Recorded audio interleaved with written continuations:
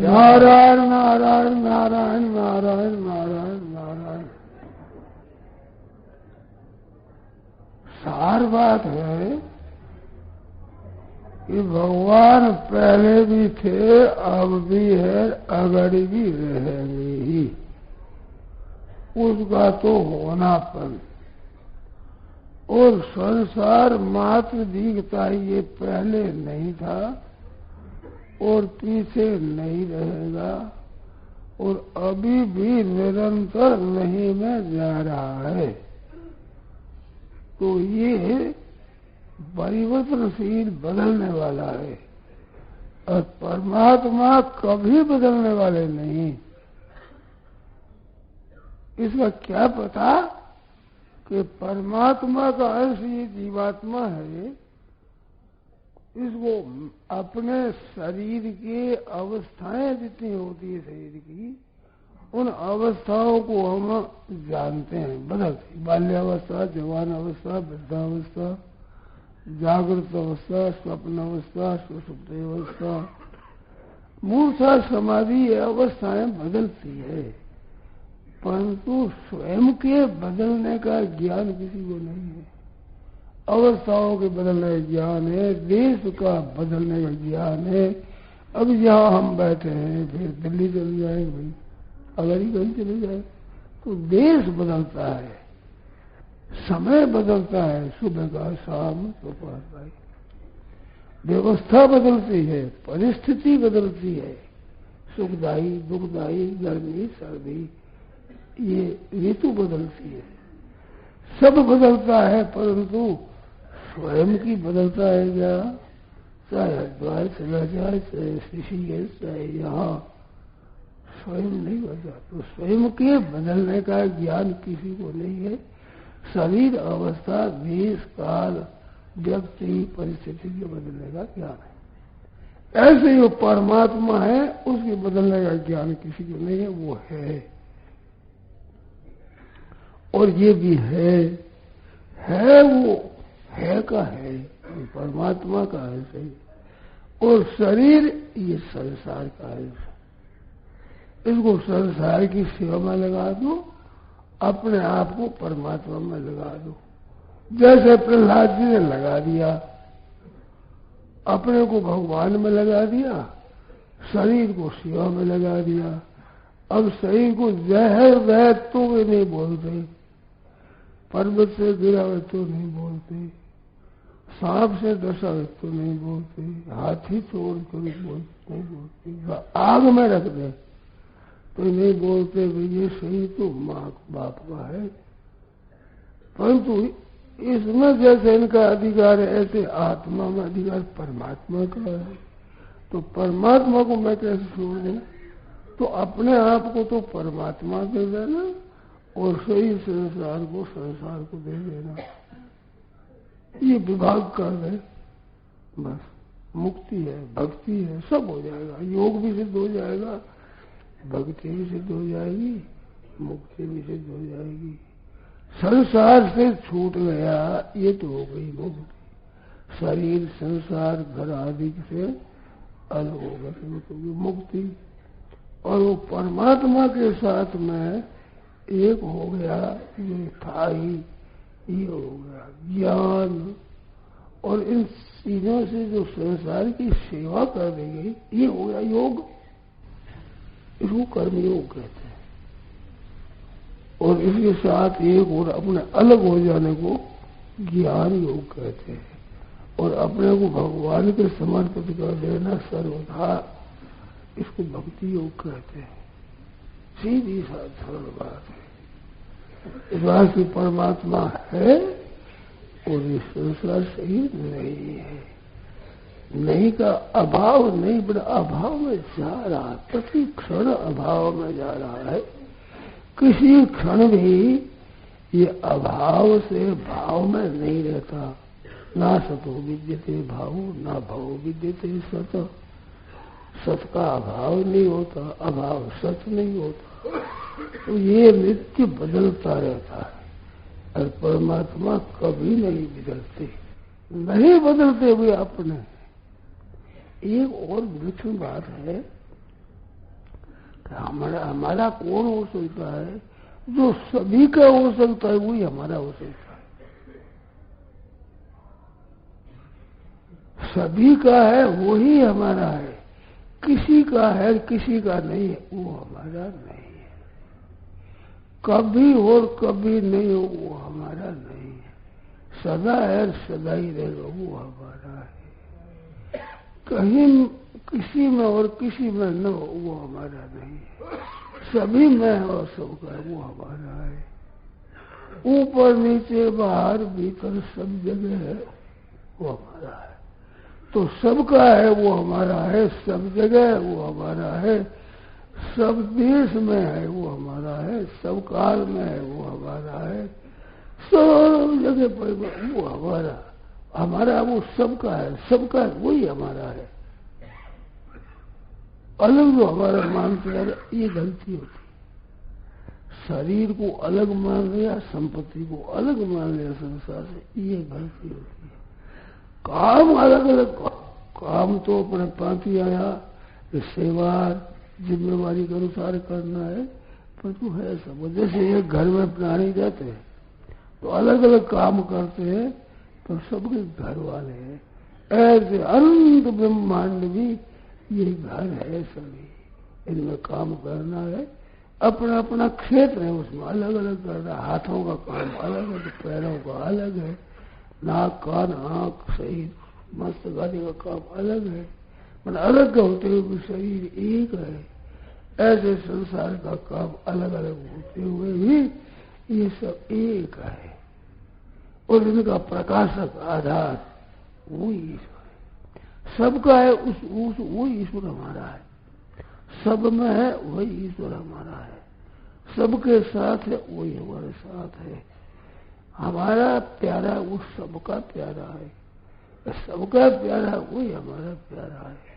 सबका प्रकाशक है वही हमारा प्रकाशक है, सबका आधार है वही हमारा आधार है।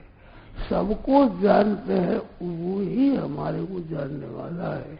हम उसको मानते हैं, वो हमारे को जानते हैं, ये फर्क है। हम जानते नहीं हैं, उसको हम मानते हैं, और वो हमारे को माने क्या, वो तो जानता है। मानना तो मामूली बात हुई, वो मानता नहीं, जानता भी है, मानता ही, वो हमारा है। उसके सिवाय ये हमारा नहीं है। तो क्या है, ये हमारे पास वस्तु है, वो सब संसार की है, वो संसार की सेवा में लगाना है, और अपने आप को भगवान में लगाना है, इतनी बात। संसार की चीज हमारी नहीं है, और ये हमारे लिए भी नहीं है, क्योंकि ये तो बदलती है। मैं नित्य रहता हूँ, मेरे लिए तो वही हो सकती है जो नित्य चीज हो, वो नित्य परमात्मा है, वो मेरे लिए, मैं भगवान के लिए। और ये वस्तु जितनी ये संसार की है और संसार के लिए ही है। अब ये छूट जाए तो, मिट जाए तो हमारे क्या मिट गया? हमारे प्रभु है, हम प्रभु के हैं, ये कभी मिटा नहीं, कभी मिटेगा नहीं, और संसार कभी टिका नहीं और कभी टिकेगा नहीं। ये हमारा नहीं है, प्रभु हमारे है। क्या जड़ जैसे हो जाता है क्या? ना, महान जन्म हो जाता है, जड़ता रहती है नहीं। जड़ता अहंकार कहां से है? जड़ता अहंकार नहीं रहता, जड़ तो नहीं रहती, जड़ता मिट जाती। तो पता ही नहीं चलेगा क्या है क्या नहीं, फिर पता ही कैसे नहीं रहे, पता नहीं चलेगा, हल्का हो जाएगा आदमी। बुखार तो कैसा होता है, पता चलता है कि नहीं? बुखार उतर है तो बुखार उतरने पर पता नहीं चलता। अहंकारी बुखार उतर जाता है तो हल्का हो जाता है। अहंकार राक्षस महा दुखदायी, सब हाथ छूटे तो इस दृष्टि से सोई पावे शांति। भर्तृहरि ने कहा है, यदा किंचित जियो हम दिपयो मदांध समभवम। ये माइक से आपको ठीक सुनाता है कि नहीं? ठीक सुना तो रख। भर्तृहरि ने कहा है कि यदा किंचित जियो हम दिपयो मदांध समभवम तवा तदा सर्वज्ञोऽस्मि भवतः लिप्तं मम मनः मैं कुछ जानने लगा तो मत वाला हाथी जो हो गया, कोस परवाह कैसे सर्वे की होश नहीं थी, मैं सब जानता हूं। ऐसे मेरे मन में अभिमान आ गया। और यदा किंचित किंचित बुद्धि न सका साधव में तुम अच्छे जानकारियों का संग किया। और संग करते करते करते तदा मूल कोष में थी ज्वर एवं मदो में जप गया। मैं तो महान मूर्ख हूं। वो ज्वर उतरे नहीं, उतर गया मेरा। एक ज्वर एवं मदान, ज्वर एवं मदो में जप गया। ज्वर का भी शब्द दिया, ज्वर जैसे जाओ और आ जाइए, कुछ पर आ जाओ, न पढ़ लीजिएगा। देखो एक बात बताओ आपको, छोटा बच्चा होता है ना, वो अच्छा लगता है कि नहीं? गधी का बच्चा भी अच्छा लगे, बिल्ली का बच्चा भी अच्छा लगता है कि नहीं? और मनुष्य होते ही अच्छा लगता है ना। तो कारण क्या है? उसमें वो अभिमान नहीं है, इतना प्यार हो जाता है। महाराज अभिमान रहित आदमी, कोई उदाहरण किसका दे नहीं तो ऐसा मालूम होता है हर एक को ये हमारा ही है, ये हम चाहे नहीं कर देंगे, हमारा ही है। ऐसा एक विलक्षण भाव हो जाता है अहंकार रहित होने पर।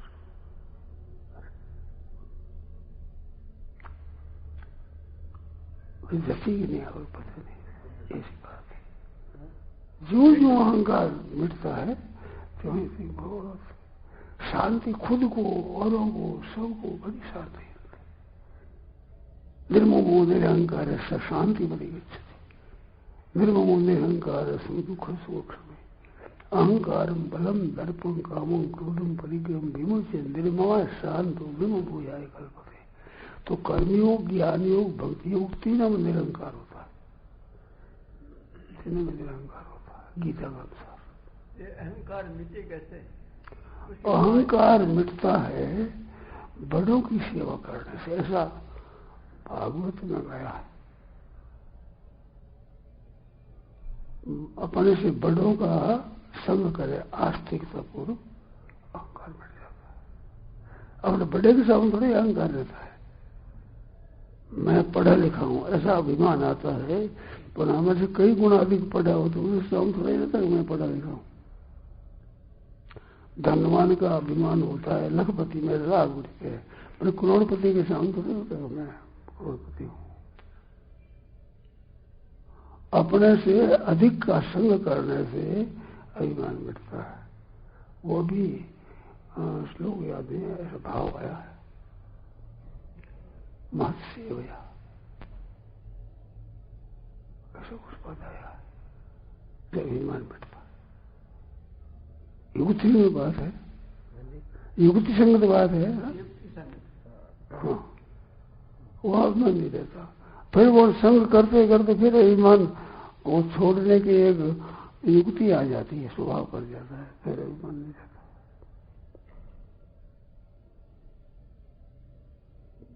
तो अभिमान अपने रखना नहीं है, पहले उद्देश्य ये बन जाए कि भाई अहंकार राक्षस महा।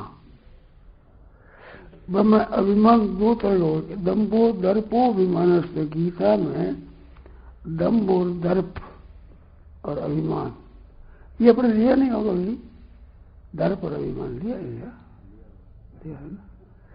अपने गीता दर्पण में ऐसे शब्द लिए हैं जहां एक ही अर्थ मालूम देता और अर्थ दो होता है।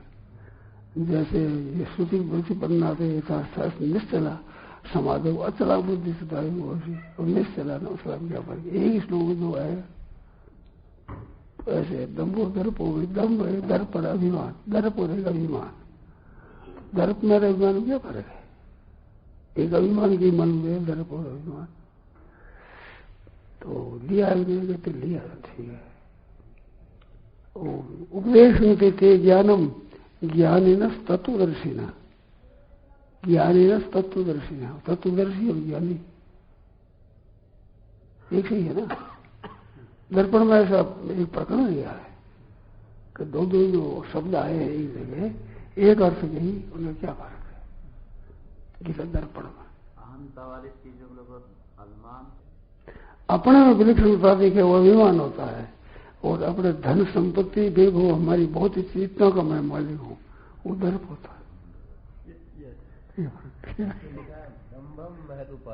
हाँ ये तो दम्भ होता है ना, दम्भ अहंकार से होता है।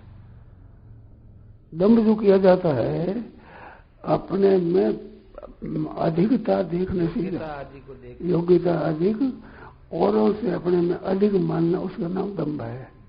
तो दम्भ में मूल में अहंकार होता है, वस्तु आदि को लेकर अभिमान होता है, वो दर्प होता है। और अहंकार मैं विद्वान हूँ, मैं समझदार हूँ, मैं बुद्धिमान हूँ, मैं को लेकर होता है अभिमान होता है, और मेरे को लेकर होता है वो दर्प होता है। ऐसे समाप्त किया आपने यारा। अब क्या होता है भगवान जाने, हमारे जैसा किया दर्पण में किया है। तो इन्हें पूछा वो ये अपन लिया है कि नहीं लिया है। एक लोग दो तरह का वो मर्द उपासना है, शोक मोह। ये उद्धव जी ने प्रश्न पूछे कोई 20-30 है, उसमें नहीं होना है, ऐसे नहीं है। युधिष्ठिर जी महाराज का नारद जी का संवाद है, उसमें प्राय 7वें के और 11वें के बहुत प्रसंग मिलते जुलते हैं। हाँ, तो उसमें 11वें में प्रश्न पूछे, मैं झड़ी लगा दी प्रश्नों की, और छोटे छोटे उत्तर दिए, छोटे छोटे उत्तर, छोटे छोटा प्रश्न का 25-30 होगा, बहुत है, याद नहीं लिखी कितने संग्राम पूछा है वो, आप अब देखोगे सब बड़े सुंदर प्रकरण है, बहुत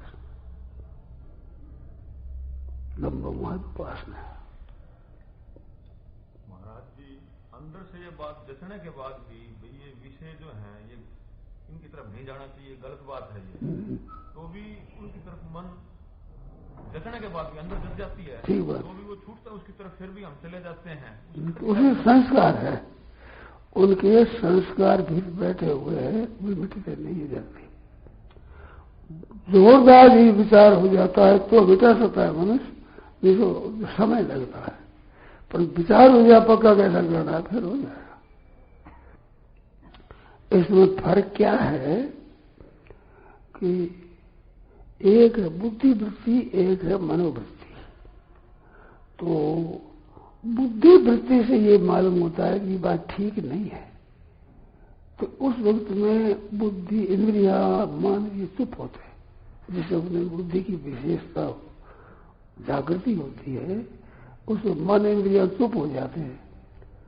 परंतु मन में वो बात छूटती नहीं है, तो और समय चट खड़ी हो जाती है वो इंद्रिया और मन वाली बात, तो वो धीरे धीरे फिर मन में बैठ जाती है। धीरे धीरे मन में बैठने के बाद मिट जाता है।